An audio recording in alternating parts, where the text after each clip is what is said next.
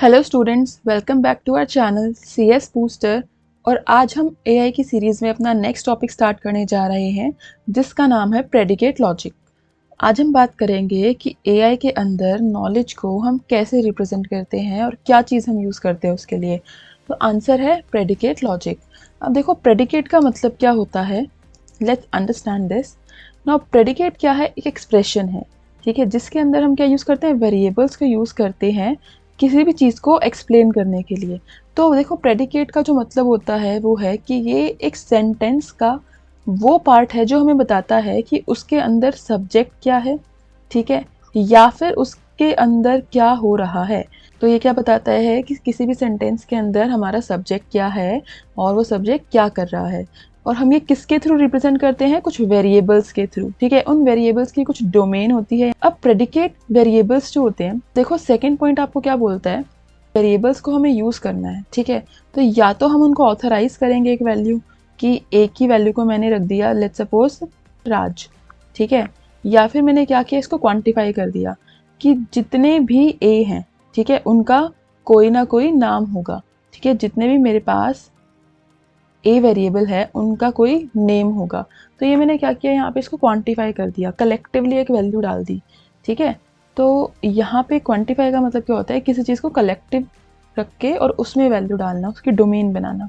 अब second point आपको क्या बोलता है, देखिए। अब इससे पहले जो हमने टॉपिक पढ़ा है दैट इज़ नॉलेज रिप्रेजेंटेशन। तो AI के अंदर नॉलेज को जब हम रिप्रेजेंट करते हैं तो किसके थ्रू करते हैं, फर्स्ट ऑर्डर लॉजिक के थ्रू, ठीक है। अब फर्स्ट ऑर्डर लॉजिक को ही हम यहाँ पे क्या बोलते हैं, प्रेडिकेट लॉजिक, ठीक है। सो इसको हम शॉर्ट फॉर्म में FOL भी बोलते हैं, ठीक है। ये अपने आप में बहुत एक्सप्रेसिव है और ये नेचुरल लैंग्वेज जो हम बोल रहे हैं, जो सेंटेंसेस हम लिखते हैं उनको बहुत कंसाइज तरीके से रिप्रेजेंट करने के काम आता है। एक सेंटेंस के अंदर जितने भी आपके सब्जेक्ट हैं, जितने भी आपके ऑब्जेक्ट्स हैं, उन सभी के बीच उन सभी का जो मीनिंग है ये एक एक्सप्रेसिव वे में कन्वे करता है और साथ ही साथ उन सबके बीच में जो रिलेशनशिप है उसको भी ये आराम से हमें शो कर सकता है। So this is all about predicate logic. अब देखिए गाइस, फर्स्ट ऑर्डर लॉजिक जो है ना, ये एक नेचुरल लैंग्वेज की तरह है, जैसे कि ये एक बहुत नेचुरल सी लैंग्वेज जिसको हम इजिली अंडरस्टैंड कर सकते हैं। हमें कोई अजम्पशन नहीं करनी है that the world contain prepositional logic but also assumes the following things in the world. ठीक है, प्रपोजिशनल लॉजिक के अंदर आपने क्या पढ़ा था, you have symbols like union है, आपके पास इंटरसेक्शन है, ठीक है। तो ये सब जो आपके सिम्बल्स थे, ये सब जो चीज़ें थी वो आपने प्रपोजिशनल लॉजिक में पढ़ी थी, ठीक है। तो ये जो प्रेडिकेट लॉजिक है ये प्रपोजिशनल लॉजिक की एक एक्सटेंशन बोल सकते हो या बेटर पार्ट बोल सकते हो, क्योंकि हमारी हर सेंटेंस को हम इनके थ्रू रिप्रेजेंट नहीं कर सकते थे। जो प्रपोजिशनल लॉजिक में हमारे पास सिम्बल्स होते हैं उनके थ्रू हर प्रेडिकेट को, यानी कि हर सेंटेंस के पार्ट को हम रिप्रेजेंट नहीं कर सकते, इसलिए हम प्रपोजिशनल लॉजिक पे आए हैं, ठीक है। अब देखो इसके अंदर क्या क्या होता है, जैसे कि किसी भी लैंग्वेज में कुछ बेसिक ब्लॉक्स होते हैं इसको बनाने के लिए। तो यहाँ पे इसके पास क्या होता है, ऑब्जेक्ट्स, जैसे कि मैंने किसी A, B या पीपल, नंबर या कलर को डिस्टिंक्ट कर दिया। यहाँ पे रिलेशंस होते हैं that it can be unary relation, जैसे कि रेड, राउंड, एडजेसेंट और इन और एनरी रिलेशन, यानी कि जैसे मैंने बोला that the ball is red, ठीक है, बॉल इज रेड। तो यहाँ पे जो रेड है ना, ये क्या है, बॉल के साथ रिलेशन है, यानी कि बॉल कैसी है, बॉल रेड है, ठीक है। अब फंक्शंस क्या होते हैं, जैसे कि आप फादर को रिप्रेजेंट कर रहे हो, बेस्ट फ्रेंड को रिप्रेजेंट कर रहे हो, third inning of end of. तो ये सब आपके किसके एग्जाम्पल है, फंक्शंस के। अब देखो एज अ नेचुरल लैंग्वेज जो फर्स्ट ऑर्डर प्रेडिकेट लॉजिक है इसके भी दो पार्ट होते हैं। देखो किसी भी लैंग्वेज के दो पार्ट होते हैं, एक सिंटेक्स यानी कि लिखने का तरीका, और सिमेंटिक उसका मीनिंग, ठीक है, यानी कि उसका लिखने का तरीका सही होना चाहिए और उसका मीनिंग सही होना चाहिए, ठीक है। अदरवाइज कोई भी लैंग्वेज का कोई मतलब नहीं बनता है ना। अब देखो आगे बढ़ते हैं कि इसके अंदर कौन कौन से बेसिक एलिमेंट्स होते हैं आपके पास। तो जो पहला बेसिक एलिमेंट है दैट इज कॉन्स्टेंट, जैसे मैंने बोला 1, 2, A या जॉन, किसी का नाम, किसी जगह का नाम, ये सब क्या है, ये कांस्टेंट हो जाते हैं। वेरिएबल्स यानी कि आप X, Y, Z, A, B कुछ भी ले सकते हो। प्रेडिकेट्स जैसे ब्रदर, फादर, फंक्शंस जैसे कि square root, left leg off, तो ये सब फंक्शंस होते हैं। कनेक्टिव्स कौन कौन से होते हैं, this is what, this is conjunction, this is disjunction, this is negation, this is implies to and this is double implies to, ठीक है। इक्वालिटी आपके पास होती है यानी कि डबल इक्वल्स टू। और ये देखो ये यहाँ पे दो मेन चीज़ें हैं, क्वांटिफायर्स। ये क्या है, यूनिवर्सल क्वांटिफायर ठीक है, और ये क्या है, एग्जिस्टेंशियल क्वांटिफायर, ये यूज होता है फॉर ऑल के लिए, ठीक है, this is used for all, और हम इसको हम क्यों यूज करते हैं, सम के लिए, ठीक है, that there exist some people like this. अब देखो आगे बढ़ते हैं, एग्जाम्पल से आप ज्यादा बेटर समझ पाएंगे। एटॉमिक सेंटेंसेस, अब देखो एटॉमिक का मतलब क्या है, जो सबसे बेसिक होता है, ठीक है, सबसे बेसिक पार्ट होता है। तो यहाँ पे भी हमारे पास जो सबसे बेसिक सेंटेंस होता है फर्स्ट ऑर्डर प्रेडिकेट लॉजिक का, उसको हम एटॉमिक सेंटेंस बोलते हैं। तो यहाँ पे क्या होता है, sentences are formed from a predicate symbol, ठीक है, एक प्रेडिकेट सिंबल हम डिफाइन कर देते हैं, और followed by parenthesis with a sequence of term, और उसके बाद जितने भी ब्रैकेट्स के अंदर हम टर्म्स लिखते हैं वो क्या होते हैं, उसके वो वाली टर्म्स है जो प्रेडिकेट को फॉलो कर रही है। जैसे प्रेडिकेट आपने बाहर लिखा, यानी कि सब्जेक्ट को आपने बाहर लिख दिया, और उसके बाद जो भी सेंटेंस के अंदर आपकी टर्म्स है वो आपने एक पेरेंथेसिस के अंदर लिख दी, ब्रैकेट के अंदर। तो यहाँ देखो क्या लिखा है, Ravi and Ajay are brothers, ठीक है, तो यहाँ पे आपका जो सब्जेक्ट हो जाएगा वो देखो दो है ना, यहाँ पे अगर आप नाम के हिसाब से देखो, लेकिन अगर आप इन दोनों का रिलेशन देख रहे हो, सेंटेंस क्या बता रहा है कि ये दोनों क्या है, ब्रदर है, ठीक है, तो हम इस ब्रदर को यहाँ पे क्या मान के चलेंगे, प्रेडिकेट, ठीक है, यानी कि या तो सब्जेक्ट है और सब्जेक्ट क्या है या क्या कर रहा है ना। तो ये ब्रदर्स हैं, तो मैं इसको कैसे लिख सकती हूँ, ब्रदर्स, और ब्रैकेट में मैंने क्या लिखा, रवि एंड अजय, तो रवि एंड अजय क्या है, ब्रदर्स हैं। ऐसे ही आपके पास नेक्स्ट है, चिंकी इज अ कैट, तो कैट कौन है, चिंकी है, तो मैंने लिखा कैट और चिंकी। अब देखो ऐसा क्यों लिखा है मैंने, यहाँ पे देखो, अगर मैं कैट की जगह कोई और नाम भी लिख दूँ तो उस नाम की भी कैट हो सकती है ना। तो इसके अंदर हम बेसिकली वो चीज़ लिखते हैं जिसको हम चेंज कर सकते हैं, तो वेरिएबल्स जो होते हैं हमारे वो ब्रैकेट के अंदर जाते हैं, ठीक है। और ब्रदर्स, रवि और अजय, और भी तो कोई ब्रदर हो सकता है ना, तो ये क्या है, मेरे यहाँ पे वेरिएबल है, वेरिएबल आपको पता है वो वैल्यू जिसको आप चेंज कर सकते हो ना, तो यहाँ पे ये वैल्यूज चेंज हो सकते हैं, लेकिन जो ब्रदर्स हैं वो ब्रदर्स ही रहेंगे, है ना। अब नेक्स्ट है आपके पास कॉम्प्लेक्स सेंटेंसेस। देखो कॉम्प्लेक्स सेंटेंस क्या होते हैं, व्हाट इज कॉम्प्लेक्स सेंटेंस, जो बहुत सारे एटॉमिक सेंटेंसेस और कनेक्टिव्स को यूज करके बनते हैं, ठीक है।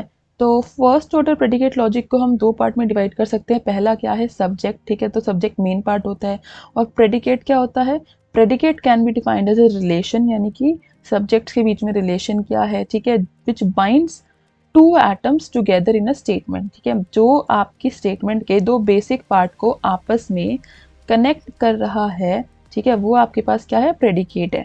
जैसे consider the statement x is an integer, ठीक है, ये मैंने बोला x is an integer, it consist of two parts, तो फर्स्ट पार्ट क्या है इसका, x है, ठीक है, x क्या है, सब्जेक्ट है, ठीक है, तो यहाँ पे देखो डायग्राम में दिया हुआ है x क्या है, सब्जेक्ट है, ठीक है, एंड द सेकेंड पार्ट क्या है, इज इंटीजर, तो इज एन इंटीजर क्या है, इसको हम क्या बोलेंगे, इट इज प्रेडिकेट, ठीक है। तो this is an example of predicate logic. अब देखो representing simple fact in logic, अब सिंपल से फैक्ट्स को हम कैसे रिप्रेजेंट करते हैं, ध्यान से देखो गाइस।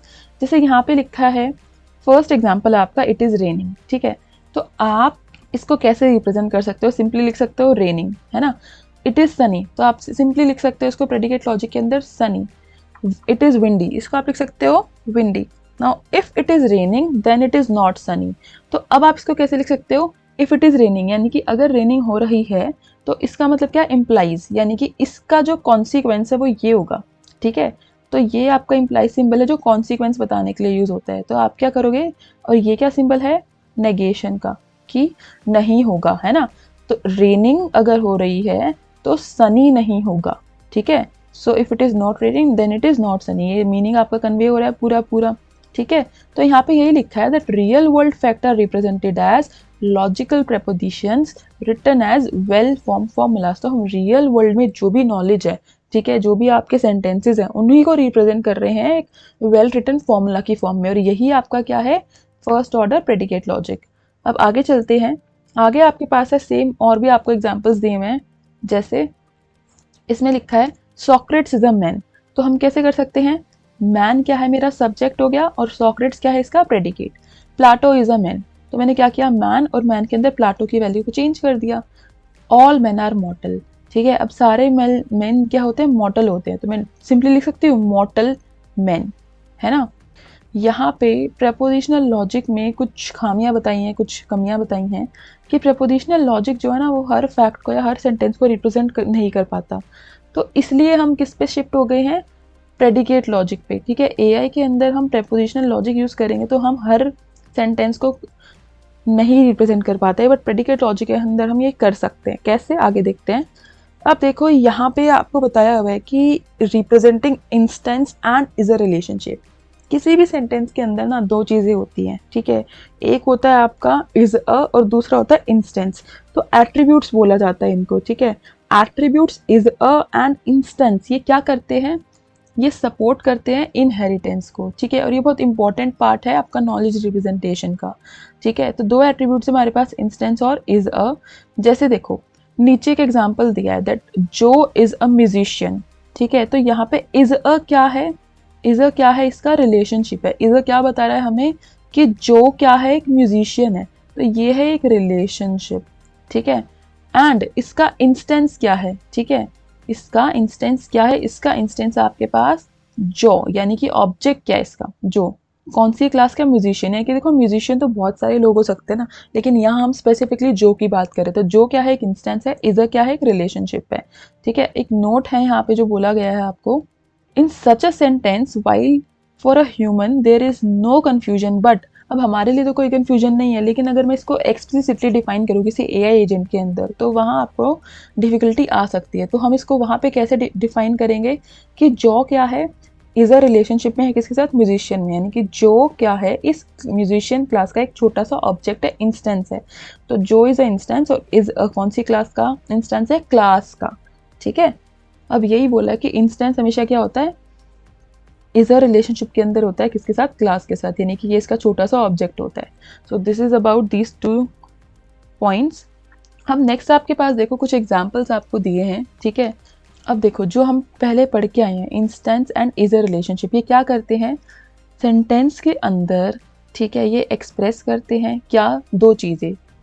एक तो क्लास मेंबरशिप, कि कौन सा ऑब्जेक्ट कौन सी क्लास का मेंबर है और कौन सी क्लास के अंदर इंक्लूडेड है। जैसे फर्स्ट देखो ये क्या बोला है, मैन मार्कस, यानी कि मार्कस क्या है, मार्कस इज अ मैन। तो ये ऑब्जेक्ट है, कौन सी क्लास का ऑब्जेक्ट है, मैन क्लास का ऑब्जेक्ट है।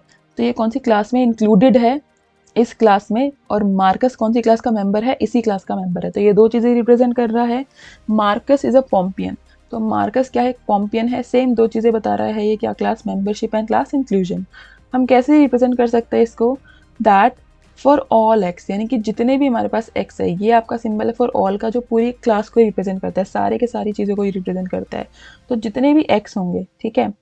और जितने भी एक्स, क्या मैंने डोमेन क्या दे दी पॉम्पियन की, एक्स को क्या डोमेन दिया, पॉम्पियन के जितने भी एक्स हैं, ठीक है। और एक्स कौन है, पॉम्पियन है, वो सब क्या है, रोमन होते हैं, ठीक है। तो ये जो एक्स है ये वेरिएबल हर जगह सेम रहेगा। तो for all X which are Pompeian are also Roman, ये सेंटेंस आपका बना, ठीक है। नेक्स्ट क्या है, सीजर इज अ रूलर, है ना। तो सीजर क्या है, एक रूलर है, ये बन गया आपका। और नेक्स्ट इसमें कैसे लिखा है, फॉर ऑल एक्स, यानी कि जितने भी एक्स हैं, ठीक है। और रोमन क्या है, वो एक्स है। जो भी रोमन है या तो वो लॉयल है सीजर के, या फिर आपका क्या करते हैं, हेट करते हैं सीजर को। और सीजर क्या है आपका, यहाँ पे किस पे डिपेंडेंट है, एक्स पे। यानी कि आप किसी भी पर्सन का जो भी रोमन है नाम लिख सकते हो, वो हर जगह सेम ही रहेगा, या तो वो सीजर का लॉयर है, या फिर लॉयल है सीजर से, या फिर वो हेट करता है। तो ये जो आपके पास बीच में है ये क्या है, और है ना, कि या तो वो लॉयल है या फिर वो हेट करते हैं।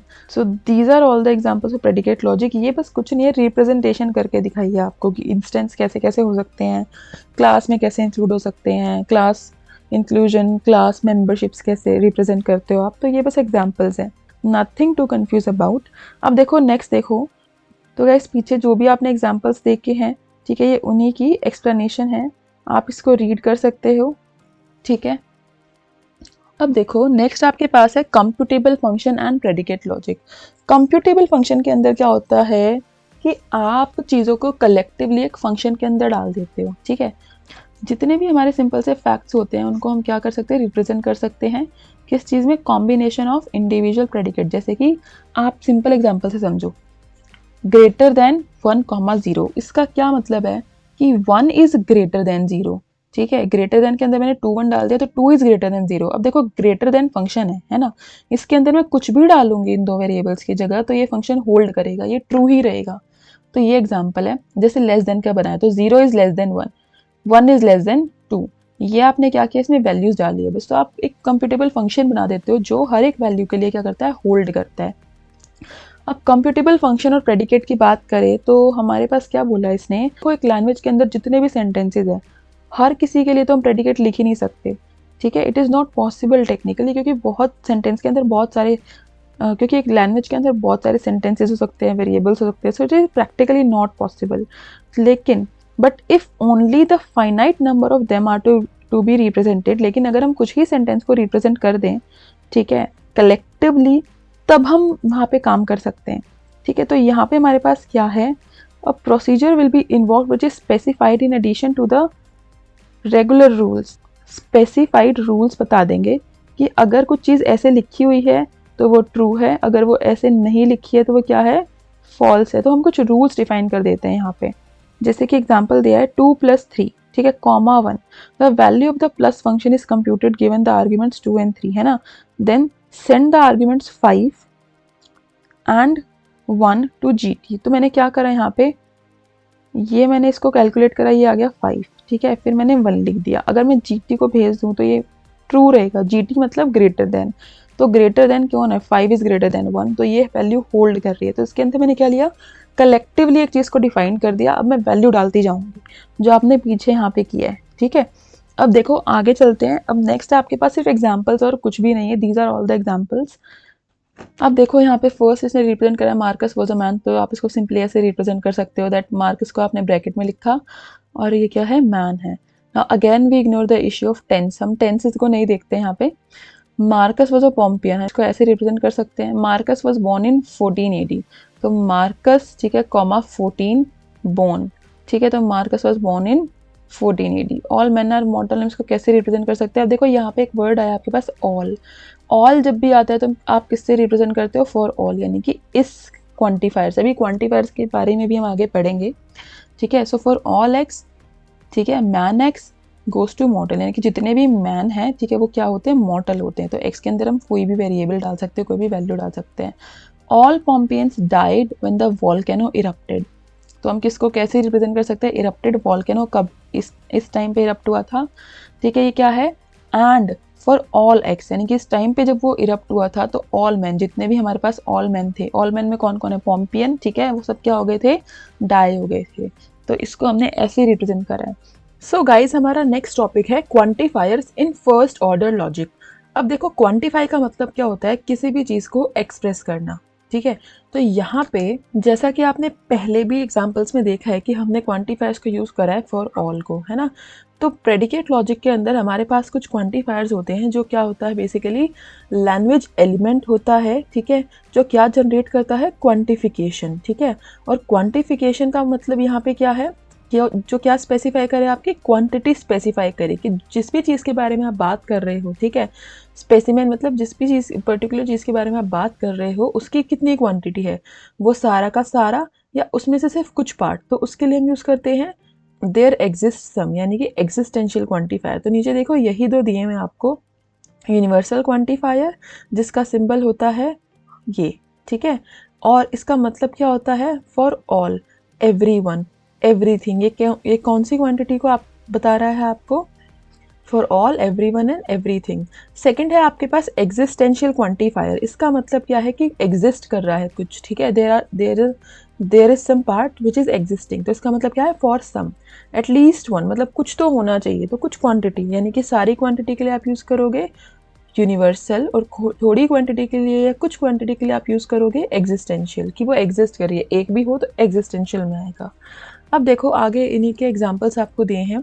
यूनिवर्सल क्वांटिफायर की बात करें तो ये जो सिंबल है ये एक लॉजिकल रिप्रेजेंटेशन है, ठीक है। अब इसका जो सिंबल होता है दैट इज़ दिस, जो मैंने अभी आपको बताया था, ठीक है, या फिर हम इसको ये किसकी तरह दिखता है, हमें रिजेंबल्स इन इन्वर्टेड ए, ठीक है, लाइक उल्टा ए हमने लिखा हुआ है। अब इन यूनिवर्सल क्वांटिफायर हम कौन सी इम्प्लीकेशन यूज़ करते हैं, ये एरो वाली, कैसे यूज़ करते हैं अभी आगे एग्जांपल्स में देखेंगे। और हम इसको कैसे रीड कर सकते हैं, for all x, for each x, या फिर फॉर एवरी एक्स, तीनों ही तरीके से हम इसको रीड कर सकते हैं। नेक्स्ट है आपके पास इसके एग्जांपल्स देखो, जैसे हमारे पास क्या है, एक यूनिवर्स है, ठीक है, इसके अंदर क्या है, x1 x2 x3 x4 x5 xn variables है, और ये x1 x2 x3 ये सब क्या है, ये मैन हो सकते हैं, ठीक है, सारे मैन है। तो अब देखो हमने क्या बोला, सो इन शॉर्ट हैंड नोटेशन हम इसको कैसे लिख सकते हैं कि फॉर ऑल एक्स, ठीक है, कि फॉर ऑल एक्स कुछ मैन है, ठीक है, जो कि क्या कर रहे हैं, ड्रिंक कर रहे हैं, क्या, एक्स। कौन है एक्स, मैन, ठीक है, वो क्या ड्रिंक कर रहा है, कॉफ़ी, ठीक है। तो सारे ही जो लोग हैं दे आर ड्रिंकिंग कॉफ़ी, ठीक है। So this is what, this is your basically example of predicate logic. It will be read as there are all x where x is a man who drinks coffee, ठीक है। दे बहुत सारे x है जिसमें कि कोई x मैन है जो क्या कर रहा है, कॉफी पी रहा है, ठीक है।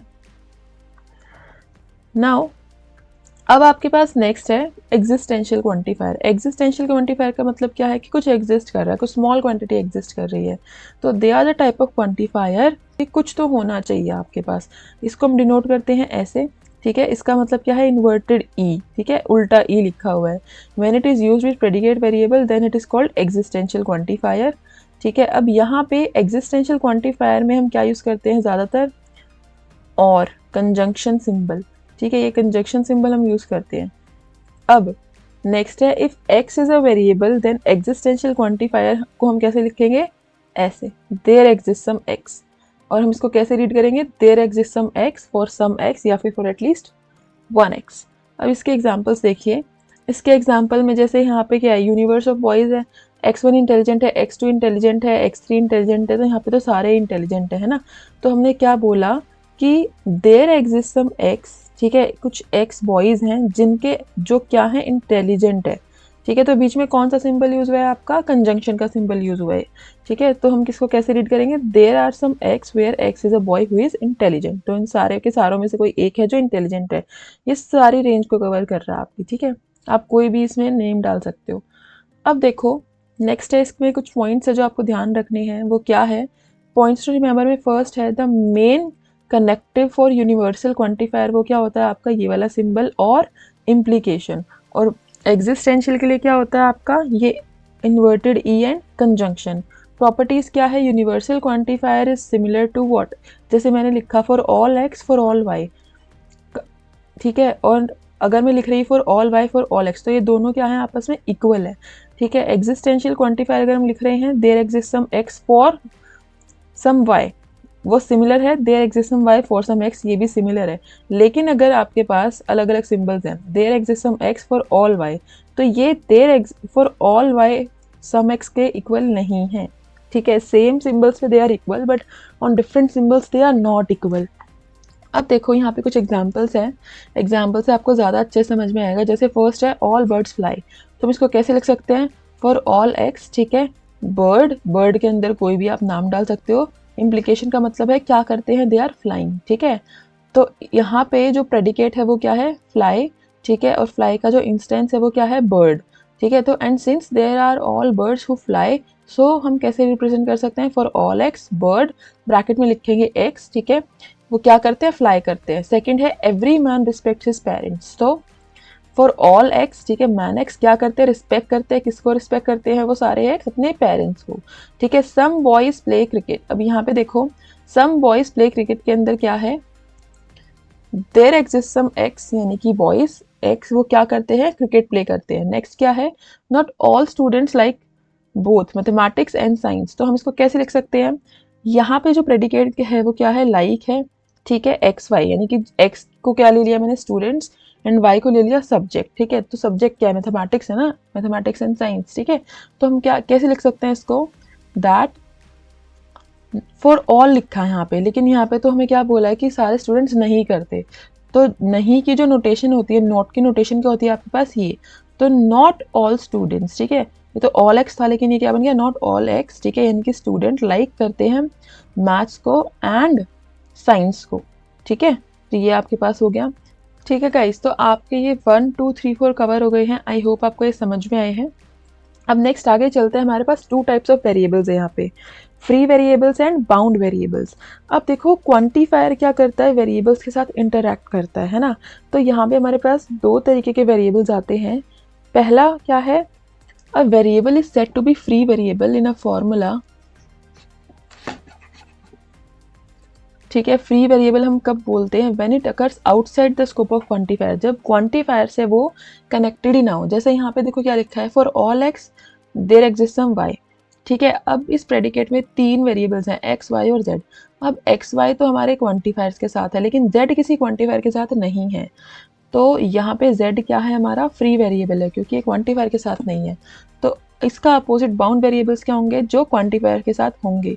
जैसे for all x A x दिया हुआ है हमें, बी ऑफ वाई दिया हुआ है, तो ये जी यहाँ पे x और y क्या है, बाउंड वेरिएबल है। क्यों? क्योंकि फॉर ऑल x ब्रैकेट में क्या दिया है कि ये सारे के सारे जो x और y हैं, ठीक है। तो यहाँ पे x और y क्या है, बाउंड वेरिएबल। ऊपर वाले एग्जाम्पल में x और y क्या थे, वो भी बाउंड वेरिएबल्स थे, ठीक है। तो these are the 2 types of variables. अब लास्ट आपके पास है कुछ इंपॉर्टेंट पॉइंट्स हैं, जैसे नॉलेज क्या होती है। Knowledge is what, it is collection of facts. जब बहुत सारे फैक्ट्स को आप इकट्ठा करते हो, आप एक नॉलेज बनाते हो, ठीक है। फैक्ट क्या होता है, fact are the truth in the real world, जो रियल वर्ल्ड में ट्रूथ है, that is a fact. Knowledge representation की जैसे हमने बात करी थी, तो ये क्या है, it is a study of how knowledge is actually represented और पिक्चराइज्ड, कि नॉलेज को हम कैसे रिप्रेजेंट कर सकते हैं एजेंट के अंदर या पिक्चराइज कर सकते हैं। तो 2 तरीके की एंटिटीज होती है वर्ल्ड में, एक होती है फैक्ट, एक होती है रिप्रेजेंटेशन ऑफ फैक्ट्स, ठीक है। तो फैक्ट का मतलब ट्रू इवेंट्स, ठीक है, और ये क्या है, ये वो चीज़ें हैं जिनको हम रिप्रेजेंट करना चाहते हैं। और रिप्रेजेंटेशन ऑफ फैक्ट्स क्या है, things we will actually be able to manipulate, जो एक्चुअल में हम जिनको मैनिपुलेट कर सकते हैं, ठीक है, जिन पे हम काम कर सकते हैं।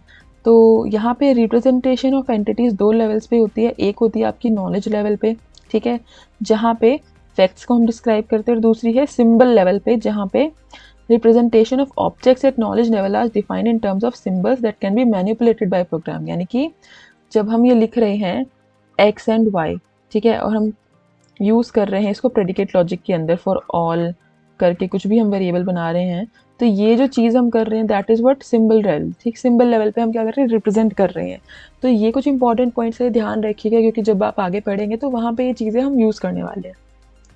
सो नेक्स्ट है आपका लास्ट है रिप्रेजेंटेशन एंड मैपिंग। किसी भी कॉम्प्लेक्स प्रॉब्लम को सॉल्व करने के लिए एआई के अंदर हम क्या करते हैं, we need both a large amount of knowledge, हमें बहुत सारी नॉलेज भी चाहिए, एंड कोई मैकेनिज्म भी चाहिए कि हम उसको सॉल्व कर सके, उस पर काम कर सके। तो यहाँ पे फैक्ट और रिप्रेजेंटेशन को लिंक करके, ठीक है, हमने 2 वे मैपिंग बनाई है। इस ये जो लिंक होता है, ठीक है, this link is called representation mapping. इसी लिंक को हम क्या बोलते हैं, रिप्रेजेंटेशन मैपिंग। तो यहाँ पे क्या बोला, इसको 2 तरीके से हम करते हैं, forward representation and backward representation. Forward representation क्या करती है, map from fact to representation. ये कहाँ से कहाँ तक जाती है, इनिशियल फैक्ट से कहाँ जाएगी, रिप्रेजेंटेशन तक जाएगी, इस वाले पार्ट तक, ठीक है। एंड बैकवर्ड चेनिंग कहाँ से जाती है, mapping goes from other way, from representation to fact. ये इंग्लिश फैक्ट से आपके पास कहाँ आ रही है, इनिशियल फैक्ट पे। जब आप फॉरवर्ड मूव करोगे तो आप फैक्ट से कहाँ जाओगे, रिप्रेजेंटेशन पे, और जब आप बैकवर्ड मूव करोगे तो आप रिप्रेजेंटेशन से कहाँ जाओगे, you will go to fact, ठीक है। तो ये है आपके पास बैकवर्ड रीजनिंग, और ये क्या है, फॉरवर्ड रीजनिंग, या आप बोल सकते हो फॉरवर्ड रिप्रेजेंटेशन और बैकवर्ड रिप्रेजेंटेशन, ठीक है। तो इसको हम आगे डिटेल में पढ़ेंगे।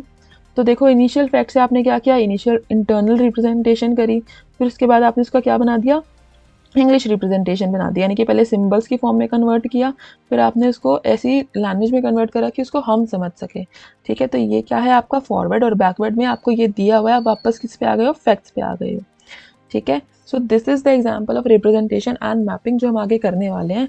So this is about this. अब देखो नेक्स्ट है, कुछ एग्जाम्पल्स और दिए हैं यहाँ पे। जैसे हमने बोला स्पॉट इज अ डॉग, ठीक है, तो इसको हम कैसे रिप्रेजेंट करेंगे, सिंपल सा प्रेडिकेट लॉजिक में डॉग, ठीक है, और इंस्टेंस क्या है इसका, स्पॉट।